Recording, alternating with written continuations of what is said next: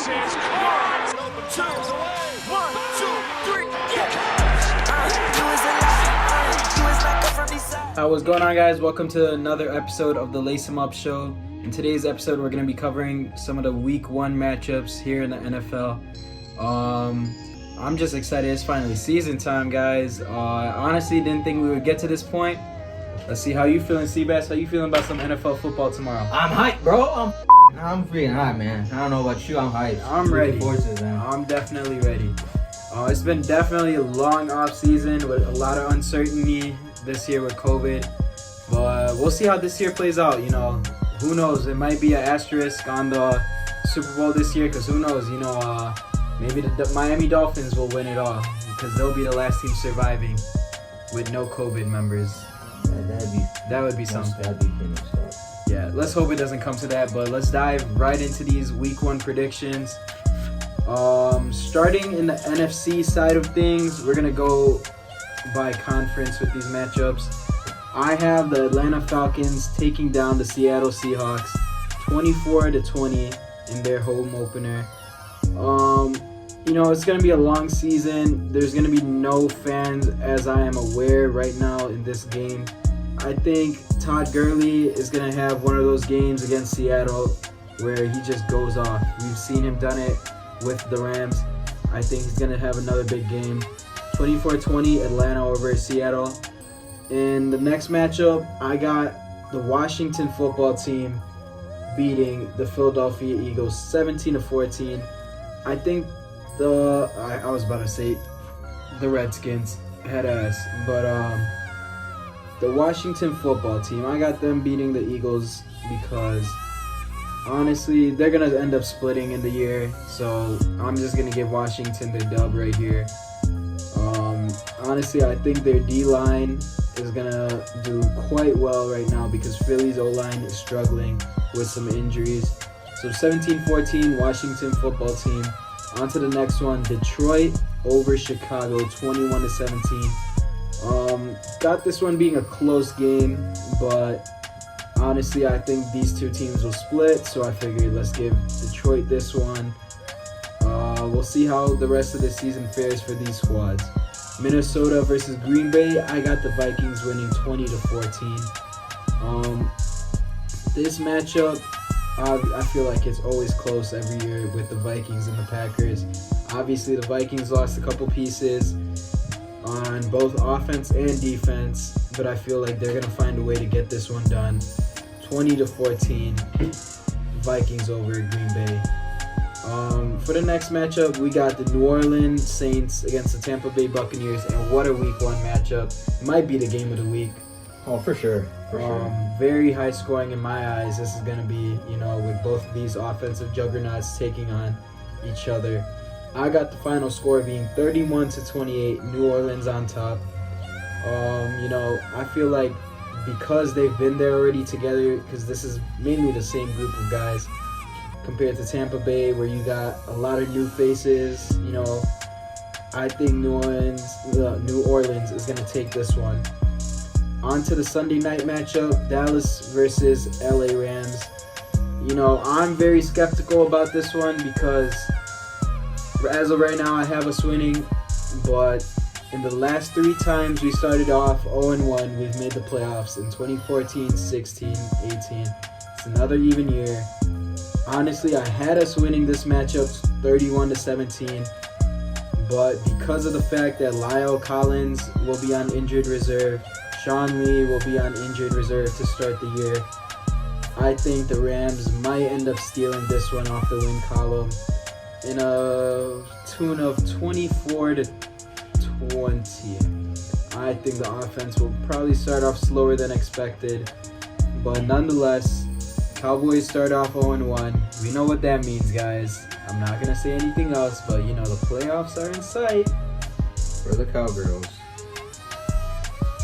For the NFC, I have the Seahawks taking game 1 over Atlanta with a score of 24-14.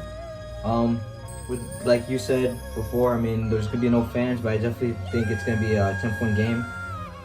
I mean, I honestly think the well-balanced Seahawks are definitely going to take over and definitely have the lead by at least the third quarter, beginning of the third quarter. Next, I have the Eagles taking it over Washington with the score of 21-7. Chicago taking it over Detroit 17-14. It's going to be one of those situations where the Bears will win by a field goal in the fourth quarter. Green Bay will end up winning against Vikings with a score of 21-14. 49ers will win pretty much against the Cardinals with the score of 21-14 as well. Personally, I think this is the game of the week. Tampa Bay versus the Saints. I have the Tampa Bay Buccaneers winning 24-21 by a field goal in the fourth quarter, and then Dallas taking on the Rams with a score of 21-14 with the Dallas win. Okay, and looking into the AFC side of things, I got the Kansas City Chiefs tomorrow's game beating the Houston Texans by a lively 35-17 score. Last year's conference, was it a divisional matchup with these two teams in the playoffs? I believe it was divisional round. It was, yeah. Texans were up a whole lot, like 24-0, and they just blew the lead. This time, I think KC is going to get up big, and they will not let their foot off the pedal. KC's up big, 35-17. Next matchup, Buffalo Bills versus the New York Jets. We got one team that's really talented and one team that's not. So this is going to be quick, 28-14 with the Bills beating the Jets. Next matchup, we got the Indianapolis Colts against the Jacksonville Jaguars. Got this one being a 24-10 matchup with the Colts taking the nod. Definitely have seen the Colts own the Jags over the course of history. Nothing new here. Colts over the Jags, 24-10. New England Patriots and the Miami Dolphins. I got the Patriots winning a 21-10 game.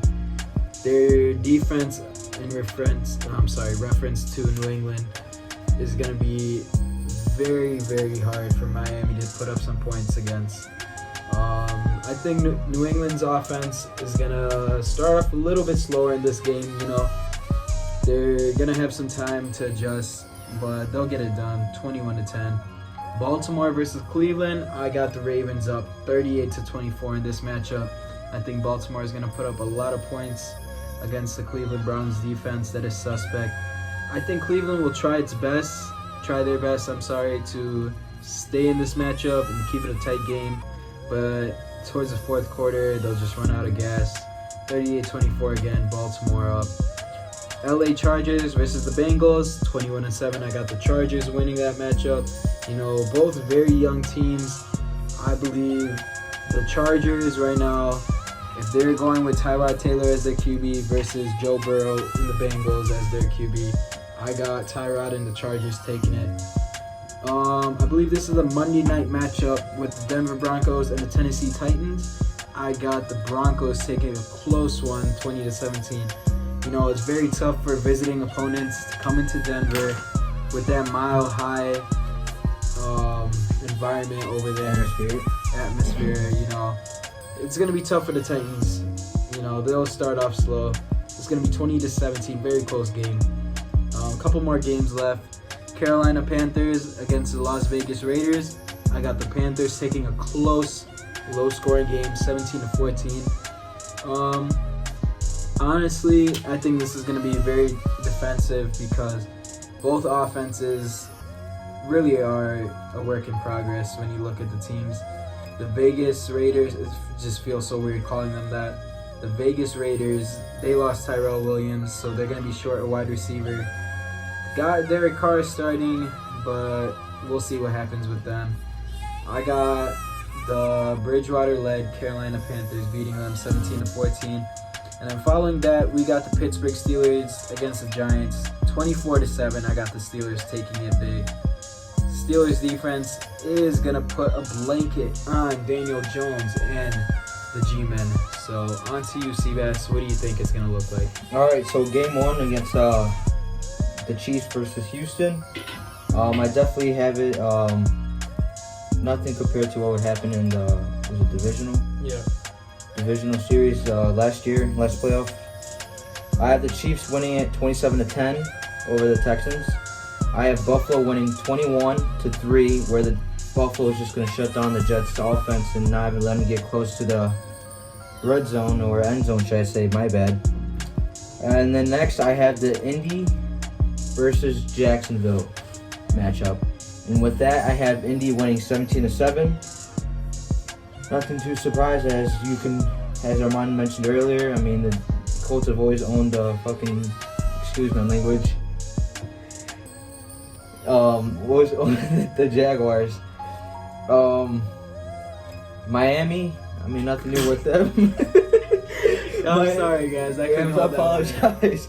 Miami's just gonna lose to New England. I mean, I have the score 17-7.